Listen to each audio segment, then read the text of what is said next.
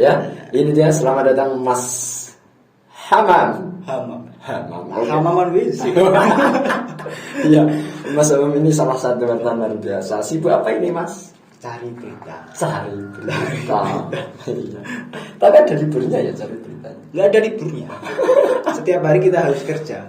Tanggal merah harus kerja juga. Oh, nggak ada tanggal merah. Nggak ada. Wartawan berarti ya, Mas, harus punya privilege penulis juga ya, jurnalis lah. Seharusnya itu penting karena itu menjadi dasar. Karena produk mereka produk tulisan. Meskipun dia nanti menjadi jurnalis TV, jurnalis radio atau jurnalis apa ya, koran, media online, basicnya tetap menulis. Semua menulis. Ada ide-ide atau apa ya, semacam ideologi atau paham yang harus dipegang dari jadi wartawan? Apa ya pokok iso nulis wis sampean bisa jadi wartawan itu? Untuk pertamanya seperti itu. Karena banyak di lapangan itu banyak terjadi wartawan yang ada di lapangan itu memiliki background tidak apa ya, dia nggak tahu apa itu jurnalis. Satu. Kemudian banyak lagi wartawan yang tidak tahu belum pernah mendapatkan pendidikan mengenai jurnalis.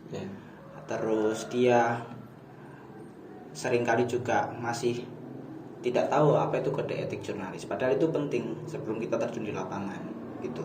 Karena ketika kita terjun di lapangan yang kita pegang adalah kode etiknya. Kode etiknya.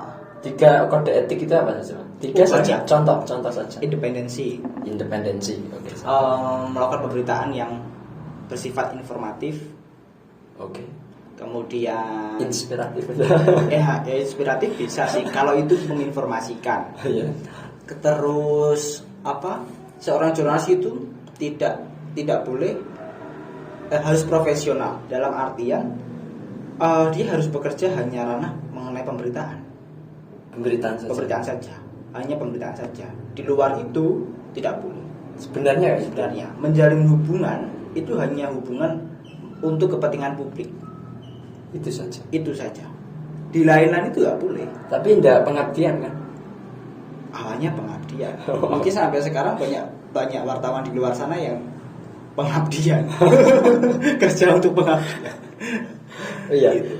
Mungkin untuk kalian ini masih ya eranya hari ini kan beda lah ya sama zaman dulu ya. Apalagi kita di era yang super duper apapun semua selesai di handphone gitu loh. Pada akhirnya semua yang ditanyakan adalah about career tentang karir. Dan bicara karir, wartawan boarded nggak sih? Kalau bicara mengenai hal ini, kasusnya adalah dunia pers itu masih jauh dari kesejahteraan, Mas.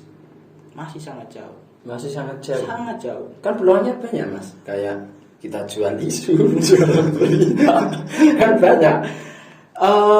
Kalau kita menjadi seorang wartawan atau jurnalis yang benar-benar memegang kode etik, tidak menerima suap, harus independen, tidak memihak, dan kita harus menjaga hubungan secara profesionalitas dengan narasumber. Mungkin kalau kita memegang itu tidak ada wartawan yang kaya. Gak ada, saya pastikan itu.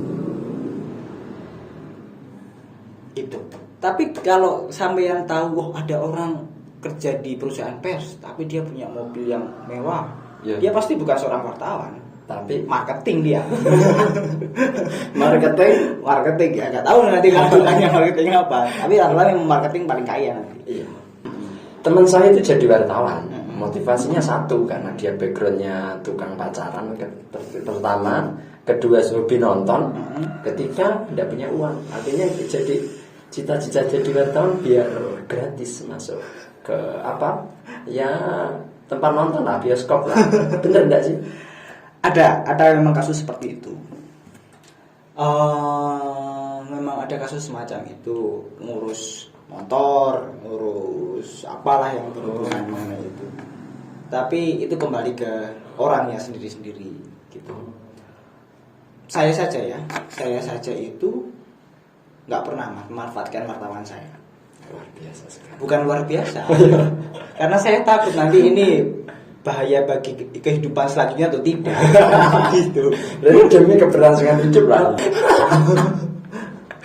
Oke Mas, ini Jadi dalam konsep apa ya, jurnalis atau berita kan katanya bad news is good news, ya kan? Berita yang buruk adalah berita yang baik. Oke. Otomatis berarti misal kayak ada kecelakaan, korupsi, pengibulan, berarti itu kan berita bagus. Ya. Berarti kan apakah ya boleh benar ya?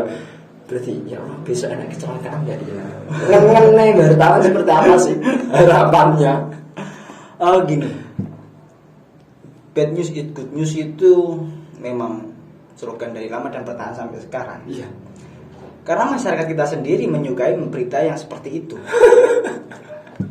Contoh, oh ada istighosah besar-besaran, ada berita satu. Terus ada berita, oh ternyata yang mimpin istighosah pernah melakukan pelecehan seksual. Dari mana? Kedua toh itu pola pikir masyarakat kita semacam itu. Jadi mereka kita lebih suka disuguhi berita-berita yang buruk sebenarnya. Makanya kalau wartawan mereka dituntut satu mencari informasi. Tergantung ini informasi apa, baik atau buruk. Tapi kebanyakan memang buruk. Banyak.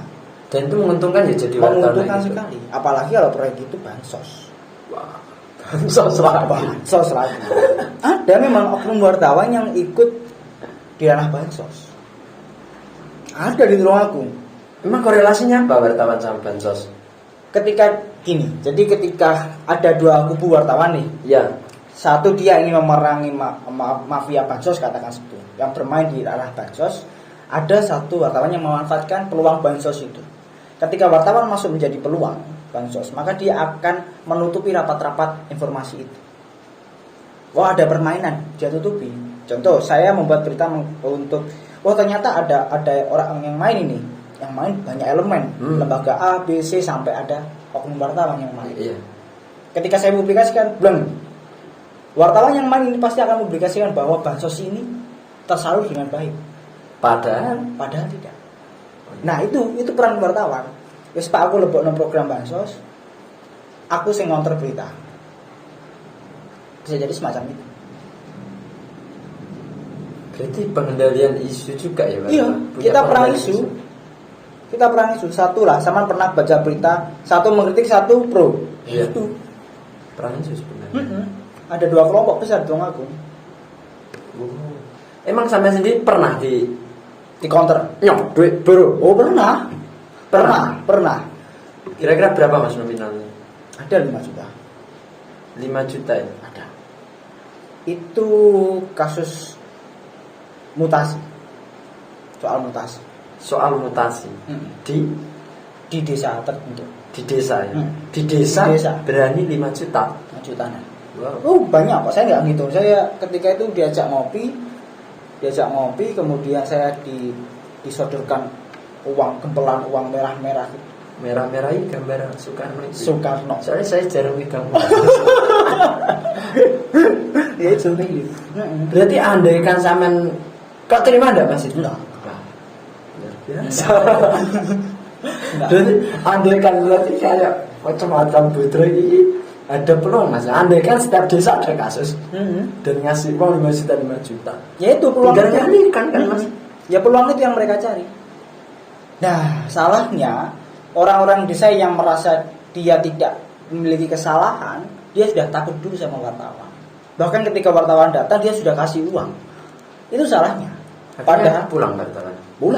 Tidak jadi wawancara. Kasus Bodrek itu semacam itu. Padahal ketika entah itu instansi apapun, ketika seorang wartawan meminta uang itu dapat diperkarakan kalau dia memiliki bukti. Dapat diperkarakan pemerasan. Salah satu buktinya apa Mas? Nanti Bisa melalui video, rekaman, kemudian bisa pakai nota. Oh, pakai nota itu bisa? Bisa. Transferan bisa? Bisa. Yang penting ada videonya. Oh, yang penting ada video. Yang penting ada videonya. Rekaman atau video atau foto. Itu lebih ke kasus apa? Penyogokan? Pemerasan. Rata-rata Bodrek itu memeras. Berarti yang kasus itu bukan penyogoknya Mas, di pemerasannya? Pemerasannya lebih banyak. Berarti yang salah ini siapa? Yang wartawan atau yang pihak yang ngasih uang? Kalau kasusnya semacam itu yang salah adalah wartawan, karena dia memeras. Oh, kalau meminta itu kasusnya wartawan. Kalau dia hanya bertujuan untuk mencari berita yang seumpama desa ini penyalahgunakan anggaran, Iya. selesai dapat berita itu dia pulang tanpa memeras uang, itu tidak apa-apa kalau dia hanya mencari berita. Tapi kalau endingnya, ada penyelewengan di desa A, kemudian dia sudah wawancara, kemudian dikasih uang dan berita itu tidak naik, ini dia main. Itu main ya. Bisa ya dikasuskan. Iya. Sebenarnya tanggung jawab wartawan sebagai corong ini penting, Mas. Penting sekali. Era Soeharto, wartawan kan paling penting. Iya sih. Gitu. Tapi menanya Soeharto kan dia megang beberapa media besar untuk melanggengkan kekuasaannya. Nah sekarang sulit karena Soehartonya banyak. Oh iya sih, Soehartonya banyak. Nah kalau untuk ya kan ada konsep kalau ingin menguasai dunia kan kuasai media juga kan. Berarti media ini kan memang peluang apa ya? Peluang yang sangat besar juga untuk meningkatkan apa ya? Cara hari inilah kita lihat meningkatkan elektabilitas terus untuk politik loh ya. Seperti apa jenis kemarin tak ngomong temanku ya lupa. Intinya memang penting kan untuk membangun itu. Untuk khususnya untuk meningkatkan citra mungkin. Iya.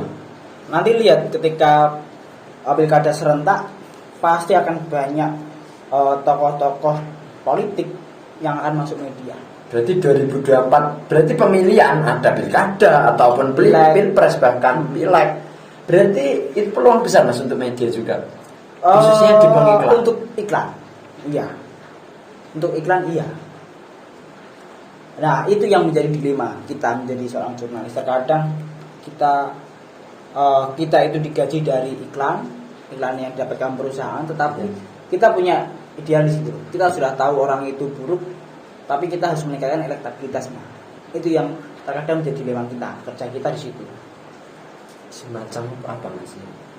Perang dunia satu di otak ini. Di otak dan di hati. Masa kira ada wong iki main, genah main, dhek nyekel beberapa proyek besar di Tulungagung dan itu hanya menguntungkan dirinya sendiri, tapi kita harus memberitakan yang baik pada dirinya. Kan susah kita. Susah. Tapi kalau kita nggak memuat berita itu, kita tidak dapat iklan. Berarti emang apa ya? Berarti harusnya orang yang benar-benar baik juga harus mengiklankan diri era sekarang Mas. Piye lah aku nyauri ngono ya. Sebenarnya kalau dia berbuat baik pasti tidak mengiklankan diri. Tidak perlu mengiklankan diri. Dia pasti akan lebih banyak dikenal orang. Kayak Gus Dur. Apakah Gus Dur pernah melakukan iklan? Tidak pernah sih. Apakah gagasan selama ini yang kita kenal Gus Dur sebagai orang yang paling toleran dia ngiklankan di media kan juga tidak. Bahkan media yang mencari bagaimana konsep toleransi Gus Dur. Pada akhirnya kan tidak perlu diiklankan jadi baik. Berarti intinya hari ini nggak ada orang baik gitu. Sulit mencari orang baik. Ada orang baik tapi sulit mencari orang baik yang benar-benar baik. Andai kan ada perlu di branding nggak ya? Perlu juga. Perlu. Tapi bukan orang baik itu yang mencari untuk di branding. Ya. Tapi biar orang lain yang mencari dia untuk di branding. Dan jarang Mas orang cari orang baik gitu. Cari kan orang berduit. Iya.